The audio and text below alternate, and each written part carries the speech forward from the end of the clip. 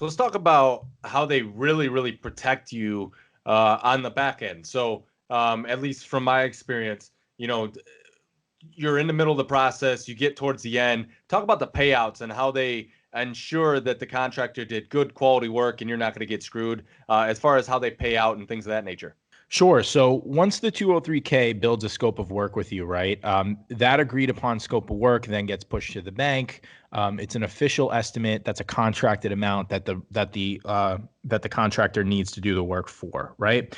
They also add a 10% contingency in there, which is great. All right. So a lot of people are always worried. Well, what happens if something goes wrong? The 203K loan was built to protect against that, because it's not if something goes wrong, something will. Something will be unexpected. You're going to need that money. Chances are you might end up using it up, but that's what's good about it being there. Now, the 203K consultant during the rehab process is there to oversee, what work's being done, and is in charge of really paying the contractor. Okay. Because they're representing the bank and they're representing you.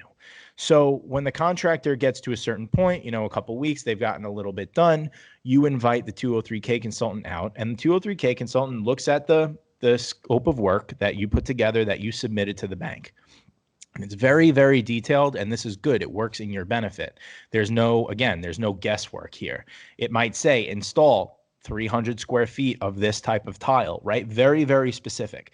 If they go in and they put down, 3/4 of the tile, and that's all they have down at that day, no questions asked, the 203K consultant is going to say, okay, you can get paid 3/4 of what that line item was. Let's just say it costed $1,000 to tile a room, right? They'll pay you $750 because you only did 3/4 of it, right? So it's in a direct correlation of how much work gets done. So typically you're going to have 2 or 3 draws, and those draw periods again work where the contractor gets paid on what they completed. That's it. There's no ifs, ands, or buts about it. And again, it takes a lot of the stress away from you, because you have no argument with the contractor on what needs to get done. And it works in opposite directions too.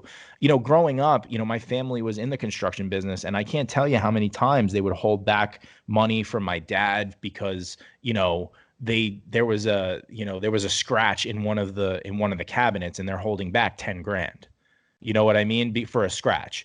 So certain things like that aren't going to happen. And that's good on the contractor's end as well. It's very objective approach. The HUD consultant is there to be basically a neutral third party that just calls balls and strikes. They're a referee of the whole process, and they're looking out for everyone. Yeah.